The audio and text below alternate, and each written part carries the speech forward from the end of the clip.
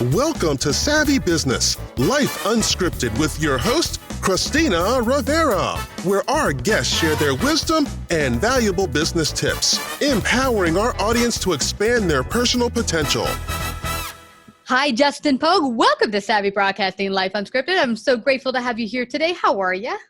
I'm doing as well as can be expected, wrestling with this lockdown stuff, but yeah, we're going to make it through. Yeah, everyone can relate. This will probably air in the end of June, beginning of July, but I'm sure we'll still be coming out of the midst of COVID-19 and trying to figure out how to get back on top of things. But we're grateful to have you here today. You are the author of Rental Secrets. You are helping people if they're going to rent an apartment, figure out ways to make it cost effective for themselves and take control of that rental conversation. I think often people feel when they go to rent an apartment, whatever they give you at the time of renting, that's it. Boom, you're stuck in that. And just like a negotiation for a job, you can negotiate for your rent. Yes, absolutely. People do have the ability to negotiate because what a lot of people don't understand is that the real estate rental industry is very fragmented. And what I mean by that is there are a lot of landlords. Some landlords only own a few properties, and a very few number of landlords actually own 100,000 units and that kind of thing. So most of the people in this industry are very small players, and everybody has differing needs, differing interests, and different things going on. So you really do have the opportunity to take advantage of that situation and make an offer and see if they accept what you're offering. Yeah, in fact, I think it's very interesting that you say that because there's one guy, I remember he said they were raising his rent. He was a tenant. He was a good tenant. He had paid his rent on time. He, kept the apartment in good standing, but they wanted to raise the rent quite extensively. Well, he brought to the table and said, hey, listen, I see what the apartments down the street are charging. You're actually going to go above the market. But here's what I bring to the table. I'm a reliable tenant that's been paying on time. The apartment's in good shape. But you don't know what you're going to get when you get someone in, even if their credit's good. So he actually got them to knock it down a few dollars. Yeah. So, but you think sometimes walking in, well, I can't do that. This is an apartment we're talking about, but that's not true. No, it's not true. Absolutely. And what I would add to what that gentleman did in that situation is think about what the landlord needs to do if you choose to move out. There's maintenance costs that they have to deal with. There's cost in finding a new tenant. Zillow and Apartment List aren't providing those to you for free. There's a cost to that. In some cities, you may even be paying a realtor for a referral for a new tenant. Cleaning, and also the apartment's going to be vacant for some period of time. Typically, that's going to be about a month. In a lot of cities, because people don't understand the process that someone has to go through in order to move in. It's not just, oh, yay, we signed a lease. I have to pack up my apartment. I have to take time off of work. I have to rent a truck. I have to find friends who are willing to help me move. I mean, this is a process. It's a production that takes place for a new person to move in. So that month where the apartment is vacant, guess what? The landlord isn't making any money for that month. And what's worse, they can't get that money back ever. It's gone forever. So really the question that you're asking them is, do you want to lose this $2,000, $3,000, $4,000 plus the cost of maintenance, plus the cost of finding a new tenant? Or do you want to make a deal with me, a known quantity who pays on time, who takes care of your property and can keep your cash flow flowing? Because from the landlord perspective, it's not so much about charging top dollar. It's about cash flow continuity. And that's where their focus is. I always say that amateur landlords focus on charging top dollar. Experienced landlords focus on profit. Interesting. I like that you mentioned that. We had the apartment I'm in now for 14 years. When we got started, the landlord had several buildings and had owned this building for a quite extensive time. He actually retired and then sold it. And it was interesting. He always actually charged below the market value in the area because he wanted the best tenants. He was about, I want the continuity of knowing that my property is protected. I'm going to get the best tenants I possibly can, but I'm not so concerned with being top dollar. Exactly. Yeah, and then the new guy moved in. He started kind of hustling some of the older people, like, well, come on, you pay such little rent. I'm not going to really hustle to get in there and fix stuff, because now he raised the rents to be actually, in some cases, above market value. But now the tenants are not so nice. I see some of the apartments being treated badly. And here's something we didn't talk about, or you didn't mention quite, that some apartment landlords have to go through when you change new tenants, and that is sometimes painting and the fixing of the apartment. As Yeah. we've had some not so great tenants in this building, they've had to go through a extensive, fixing the kitchen. And I don't know what the tenant next door did, but they started like banging on the sink cabinets, and they had to replace all of them. So imagine replacing all of that, the extensive cost for that. And now you're getting a new tenant in. Maybe they're paying market value, but now you have to recoup before you make any profit for all that you put into that apartment. Exactly. Those repairs and the time that they take, because they're extending the amount of time that place is going to be vacant. Yeah. And also you may have issues finding competent contractors to come in and do that work. In California, recently we've had a lot of fires north of the San Francisco Bay Area, and a lot of the construction workers have been up there working on projects there. So meanwhile, people who are actually further south in the Bay Area are having trouble finding contractors to come in and install cabinets or install flooring and do these other jobs, because they can get paid more working on these full-blown construction projects in other parts of the Bay Area. Yeah. So it can be really difficult just to find the competent people to come in and do those repairs, and that again adds to the time involved. Yeah. So, we talked early on, just when we got started here, about when you're a tenant that's a value tenant, you have that history where you can show the landlord, okay, here's why I think you shouldn't raise my rent because of XYZ. But what if you're a new tenant going into a new neighborhood, you don't have that relationship with the landlord? How do you bargain or negotiate when maybe you want to pay less? Yeah, absolutely. And there are certainly ways to do that. One of the ways we've kind of already talked about in a sense is looking for those apartments that have been vacant for a certain period of time, a year, a month, or 2 months. Even in very hot markets, apartments do stay vacant for that length of time sometimes because the leasing associate may not know how to market the property effectively. And there's a lot of turnover in property management people in general. That's just indicative of that particular industry.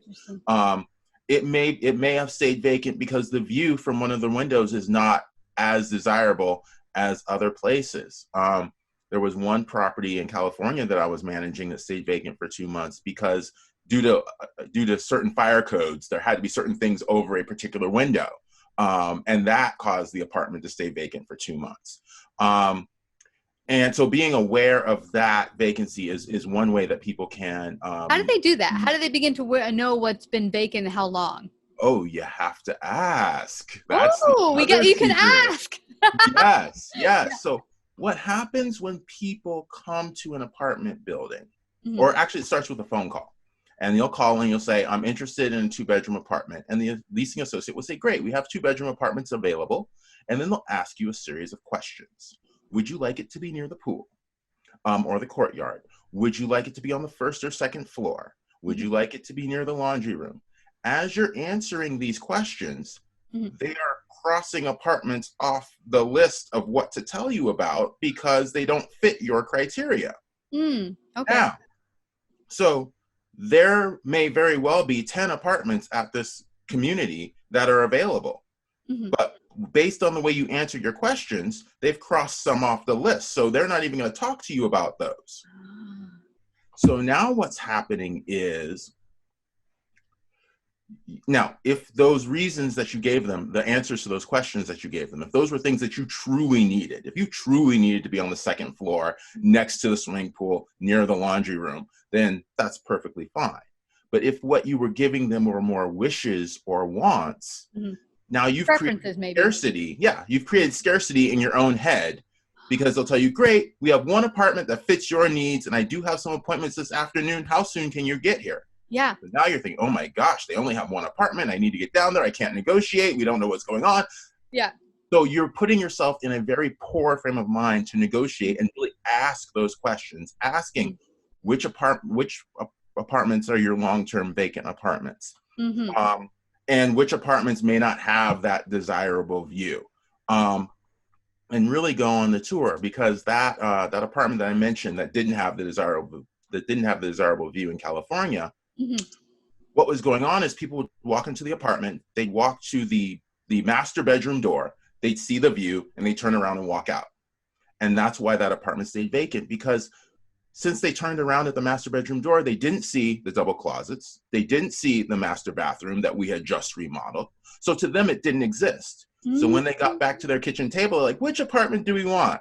Well, we don't want the one that's missing the bathroom, and we don't want the one that's missing the closet. So that one gets cut off the list right away. Wow. So the solution was actually to put curtains over that window. Not so much because people wouldn't come in and open the curtains and see the view that was there, but once they open the curtains, they'd already seen they're in the room. They're in the room. They open the curtains, they turn around, now they see the master bathroom. Now they see the closet. So now those things exist when they go back to have that conversation. That was such an easy fix. It is, but you have to get in the mindset of the renter, the person who's looking, and understand the process that they go through. Because a lot of times what happens is people will take 1 or 2 days and they'll go on this whirlwind tour of the neighborhood that they're interested in. And they're going through this so fast, they're not really taking time to ask some of the questions that we've talked about today. Wow. And if anything gets missed or they don't see anything, it's just like it doesn't exist. Well, I have to tell you, Justin, go. You just helped us out, because we went for a whirlwind tour of looking for apartments in Houston, and we just did that. They did the exact same thing. Oh, do you want to buy the pool? Do you want to do it? And really, I don't care. I was like, okay, we'll take it by the pool. But it was just like, whatever. Okay, if I had a preference, I'd want it over here. I'd want the first floor or not floor. But I didn't even consider that I could be crossing off other apartments. And the other thing I saw that was weird is every place we looked at online had different pricing than what they told us at the table. Like sometimes several $100s up. Are they up costing it on purpose to, see if they can get it? How does that work? How I have always rented properties, because I'm also a landlord too, and I've worked for property management companies.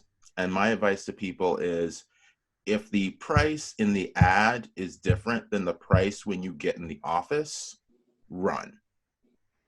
Really? Yes. Because property management and renting apartments is a people business. You're trying to establish a relationship with someone who you are going to be working with. As a matter of fact, I say renters are partners in the landlord getting the most out of their investment.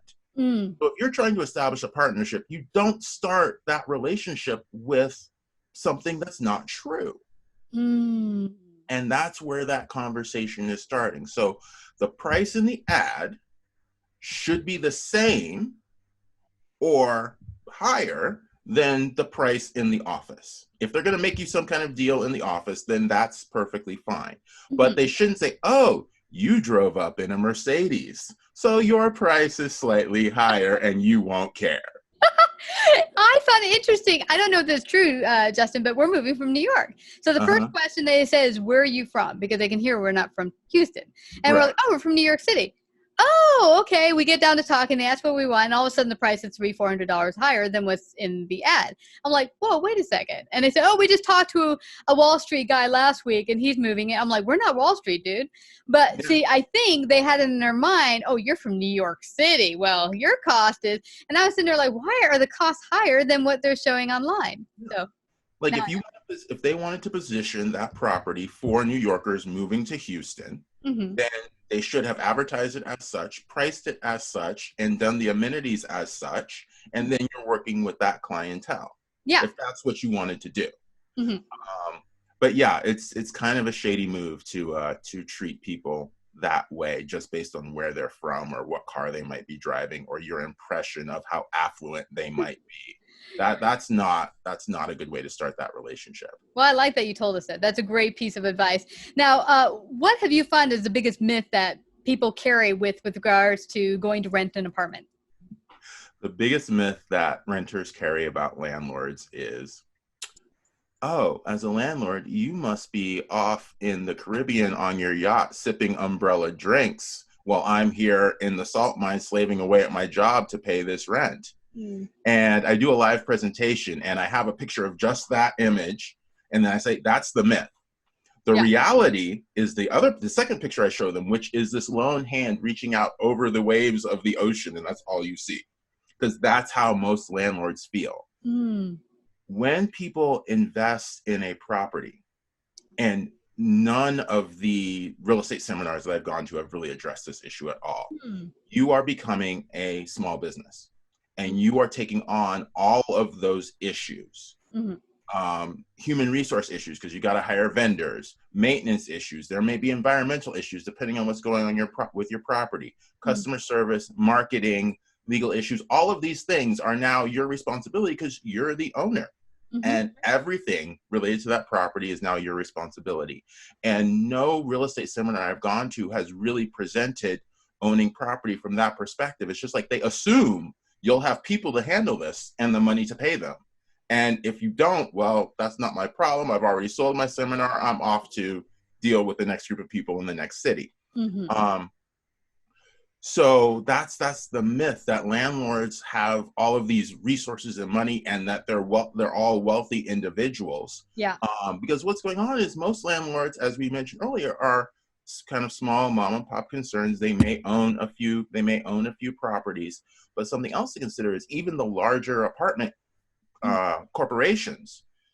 A lot of their ownership is pension plans, where the teachers or firefighters or whoever, their pension plan has invested in that real estate company. So it's not just this, all of you big Wall Street people who are making all this money. I mean, there are real people who are middle class, lower class, who are invested in these things and who are looking at receiving some return on their investment. So there's a whole ecosystem around this. It's not just the guy on his yacht who's making money for his next martini.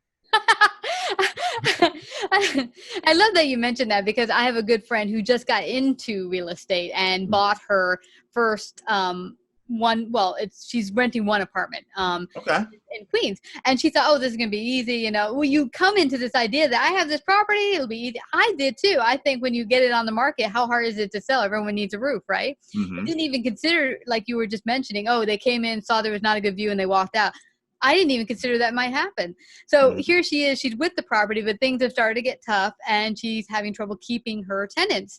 And then of course you have to make sure you get a good tenant that pays on time and they don't mess up the apartment, and like all the stuff we talked about before. So it's not been an easy trip for her. In fact, there's a lot of times where she's having to pay that out of pocket as well as her house. So now she's not making an income. It's actually costing her. So and I think that just like what you're talking about this big faceless, it's like a bank or something that owns this vast amount of endless money, which is not the case. And most business owners is you don't have this vast amount of income just rolling in from nowhere. You got to keep it going. Exactly. And your relationship with your resident is the foundation to keeping that going. Well, this has been such great advice, Justin. I just thank you so much. Where can they get a copy of your book and find out more about you? I'm sure you're doing more seminars. How can they find out all about that? Absolutely. So the website is rentalsecrets.net, and it's available there. It's also available on Amazon, Barnes & Noble, and all the usual book suspects. I can also be reached on Facebook, Twitter, and LinkedIn. And this is a copy of the book right here. I got to go get mine today. When we go hunting again, I got to make some good questions lined up. And they can also reach me at justin@rentalsecrets.net. Awesome. Well, everyone, whether you're looking for an apartment right now, maybe you know a friend who's looking or about to have their lease run out and how to negotiate better for it, go out and get Rental Secrets, rentalsecrets.net, and go to Amazon, buy a copy today. And thank you so much, Justin, for coming to Savvy Broadcasting. Oh, you're very welcome.